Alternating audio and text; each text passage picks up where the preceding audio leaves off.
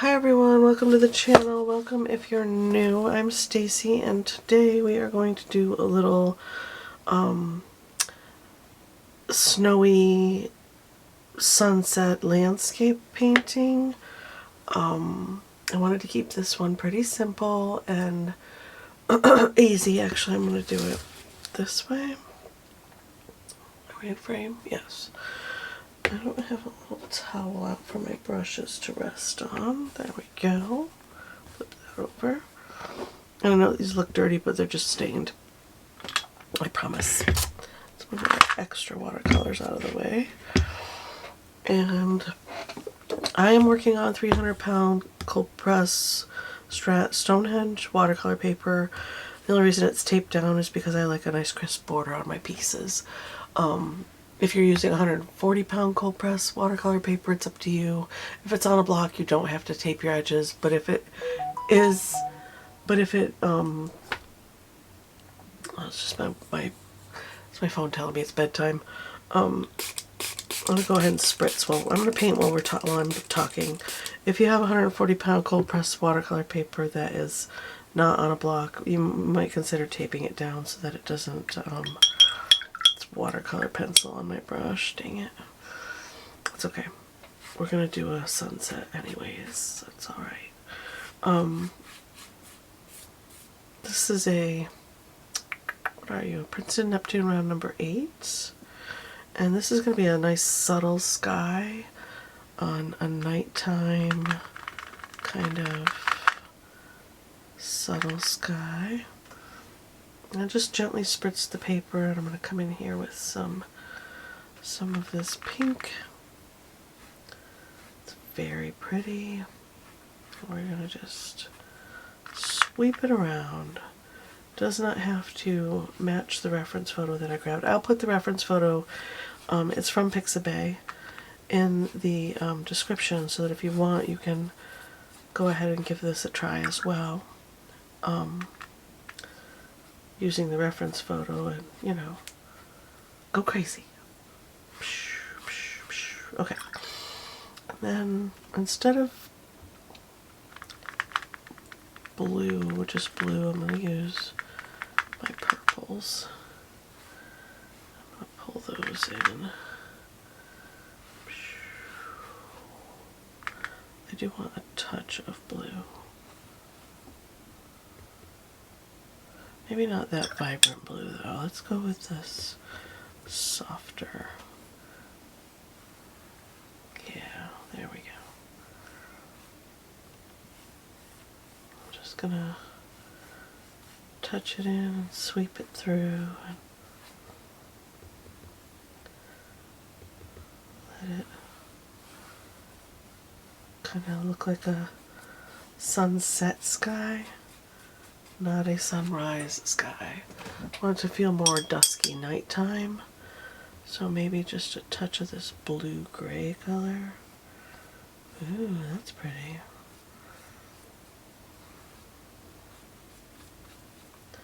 Make it a little more dusky feeling, more sweepy. I like that kind of a lot.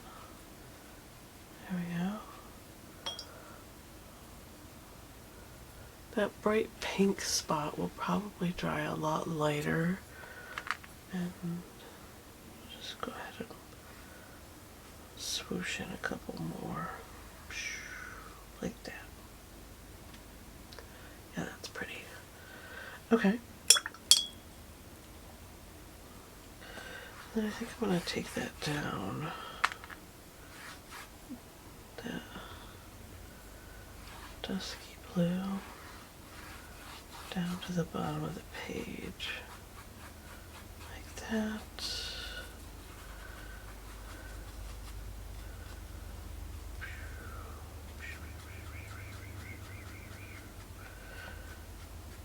And you can make your sky as fun as you want. Clouds do crazy things, so you know, don't be afraid to be a little bit bold with your paintings. That's one of the things that I've always had a hard time with is using bold color out of the gate. I know it's going to dry softer and, you know, be less, you know, a little bit of darkness up there gave us some more depth. I dig that. A little bit of that back there. And we're going to put hills in the front over the top of this with some trees on top. So, this is my Beam Paints Watercolor palette. I don't have out my swatches. I can tell you what colors I was using, so you can use something comparable. This gray ultra color is the one I'm using in the sky right here. And then this blush rose right here. And then I put in this sky blue right here. Oops. There we go, sky blue. Probably going to use the sky blue and the gray for the hills, just to keep it soft and muted, and then we'll come in with a darker color for the trees because they're trees against snow. I'm going to take a heat tool to this. I'll edit this part out, but so we can move on, I'm going to take the heat tool to it. There we go. That sky looks beautiful. Very happy with that. Let's go ahead. I'm going to use this palette. Let's give it a little, let's clean it out a little bit. Actually, that's not bad, that green. No, I don't want to do that. I don't want to contaminate my painting with a separate color altogether.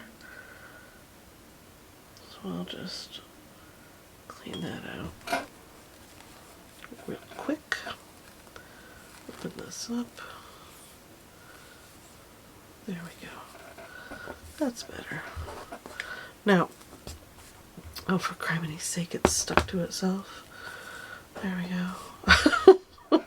Alright, let's grab this really pretty gray color. It's gray ultra. It's a blue gray. It's a blue leaning gray, so you could mix this color if you wanted to. Grab a little bit of neutral tint or a black or gray or even a soft purple and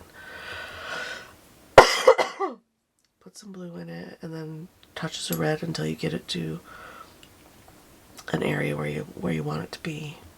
Grab some of this sky color. Yeah. Alright. So there's my mountain. That's the color I'm going to use for my mountains. This is all dry. And I have managed, I think, to contaminate all of my colors with the different mica colors. So almost all of my paintings now have just a teensy little sparkle on them, which I think is amazing. I really like it. Okay, so we're going to put in 3 little hills. I'm going to put in one here, coming down like right about here, and then I'm going to put one in the foreground right here. Let's do our foreground one. Actually, let's do our background one. I want it right here.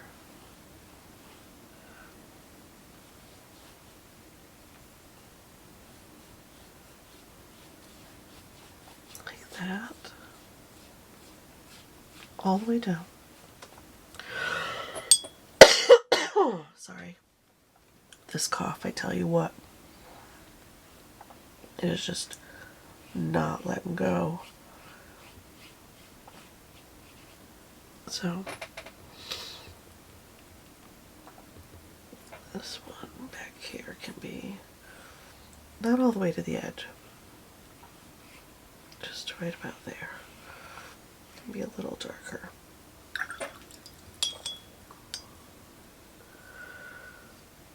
I'm looking in the camera to see what's happening. And then this hill is going to be nice and low right here. Comes down.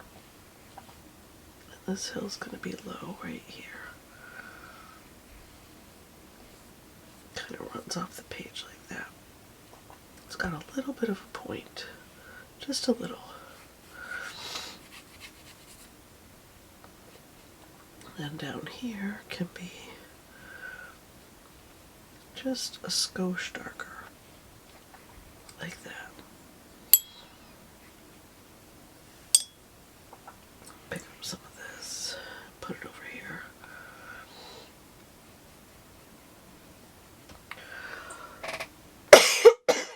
I know you can't see it right now, but you will. We're going to dry this again, and then we're going to come in and put in our dark shadows. So here's another hill right here. Just a little low one right there. Take this. Oh, I got too dark on my edge right there. I don't like that. So I'm just going to pick that up. There we go. That's better.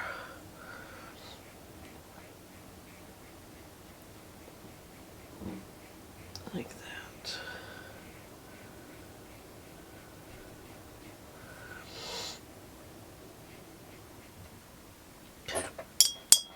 And then the edge of this. Actually, you know what we can do? Just come in with a touch of white. And just brush it along the edge.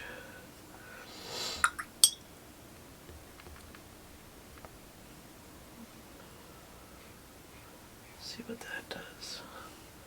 See if it breaks it up like I want it to. Makes the paint a little more opaque and smooth looking.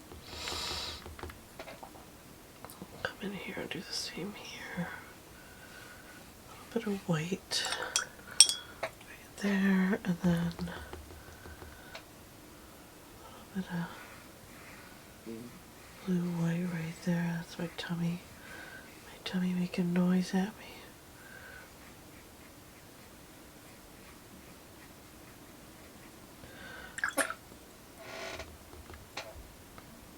Drop that in right there.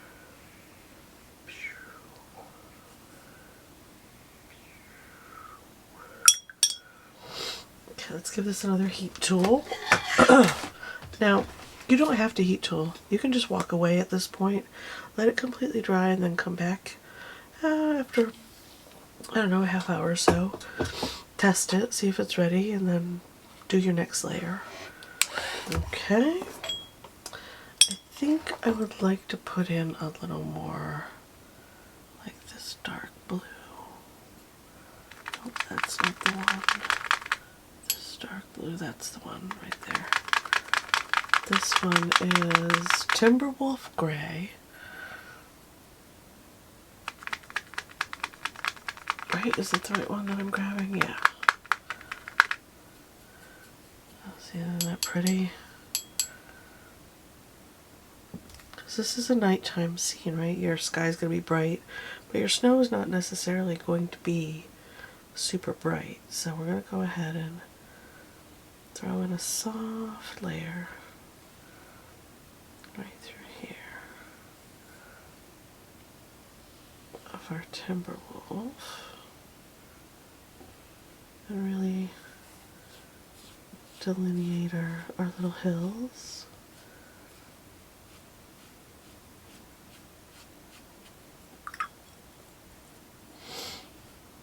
Make this one a little softer, like that.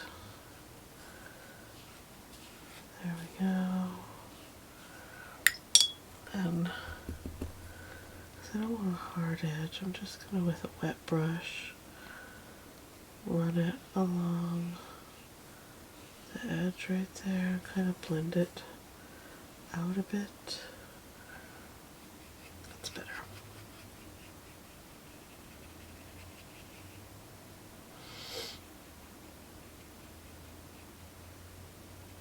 There we go. We have definite bright spots on the edges. There's like the top of each hill has a beautiful bright spot on it. And then let's get this guy in. Grab some water. Kind of pop that in. Go a little darker on this side. Like that. Is that dark enough? For the most part, yeah. And the snow is textured, so it doesn't need to be smooth. Because snow has lumps and, you know, there's stuff going on underneath that snow. It's going to give it lumps and bumps. Right?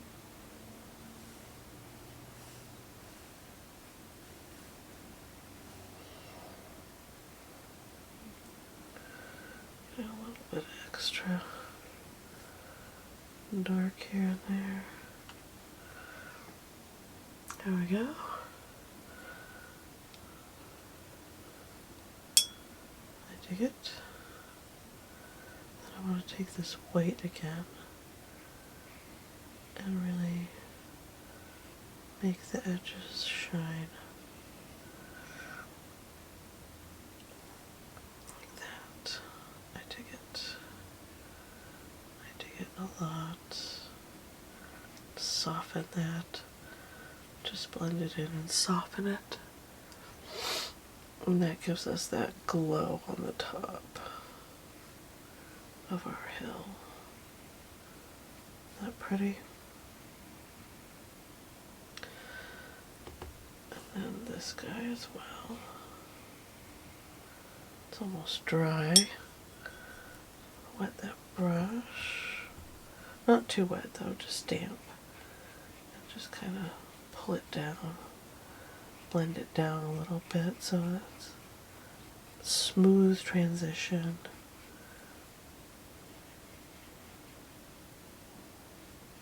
There we go. And there's our snowy hills. Okay, so we've got snowy hills. I'm going to take a little bit of this white as well.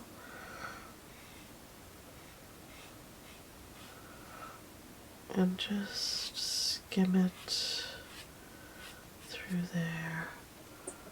I'm a little carried away with my color and some spots.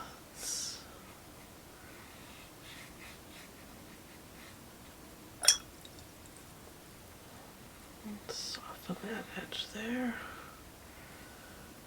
There we go.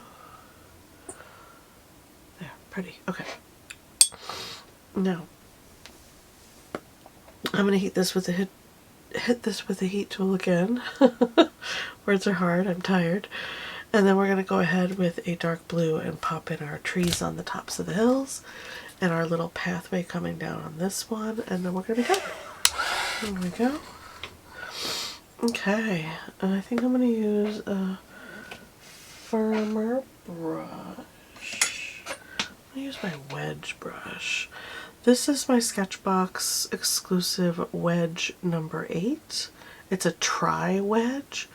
It is triangle. Come on, focus. There we go. It's triangle shaped. The brush itself is. The casing is. And it's cut at a little angle. It's a great brush. It's super fun to use. Alright, what am I going to use for... Am I going to use Wintry Night? I think I am. Let's try Wintry Night and see if we like it. It's a... Is this the Wintry Night one? Or is this? I can never... Oh, there we go. This one is. The one with the hole in it is Wintry Night, and this one over here. That one over there is much brighter than this one over here. This, because they're handmade paints. But look at that, isn't that pretty? It's such a great color. Okay, so we're going to use this to put in our trees. And I want a tree right about here.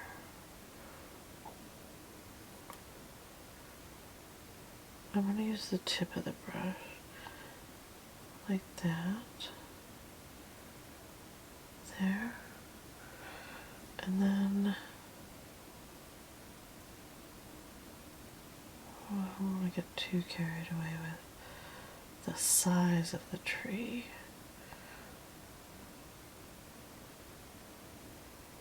There, there, and then there's, oh, this brush really allows you to get some delicate lines if you use just the tip and lightly touch the page. It really does give you the best tree kind of textures that you could need or want. And I'm doing pointillism because there's lots of little tiny branches, and a little touch and drag will help with those tiny lines. But you don't need to touch and drag every single dot.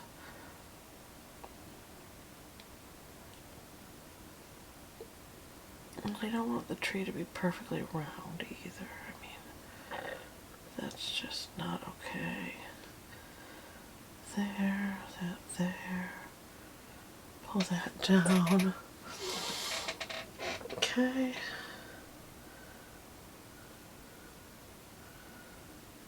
Very nice.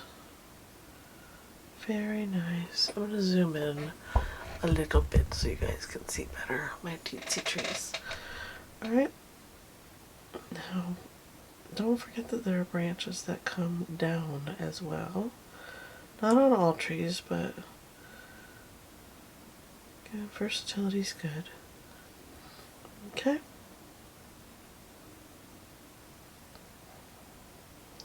A few more dots.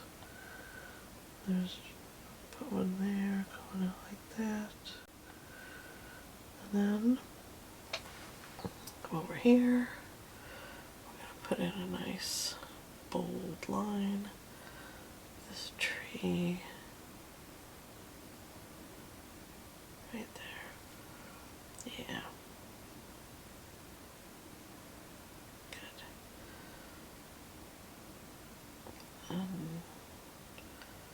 Get our branches, get those branches going.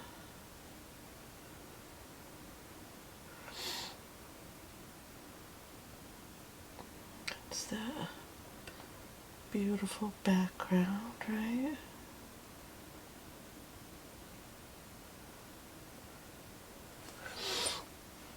I didn't want to use black for the trees because I feel like it would be way too bold. Even though in the reference photo it does appear to be, you know, a black silhouette. You don't have to use black. You use purple, or like I'm doing right now, I'm using a very dark blue. And go in and get in our very tree-like shapes. And little speckles and dots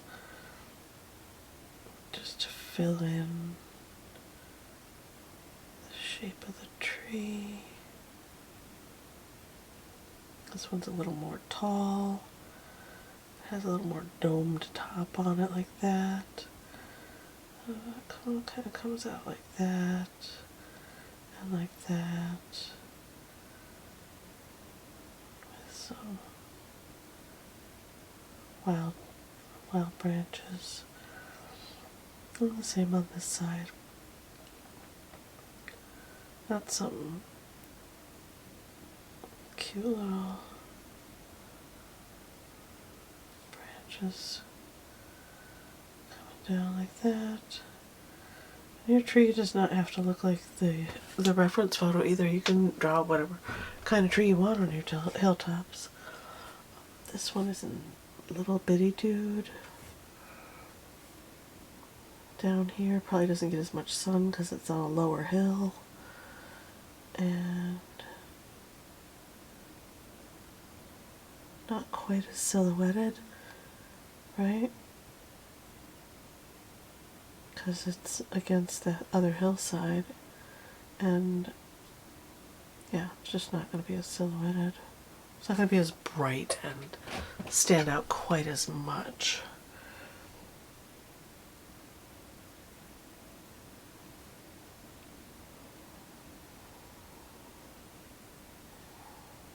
Get some dots going. And if you want them to stand out, you could put snow on them. little bits of snow. I'm not interested in doing that. Honestly, I really like how this looks. Alright, we're going to do a little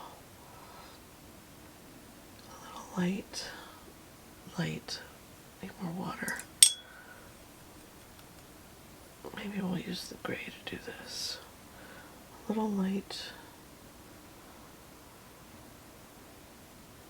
trail coming down from the tree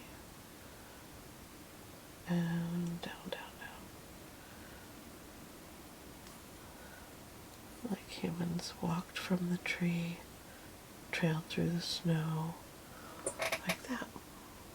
Very cool. I dig it.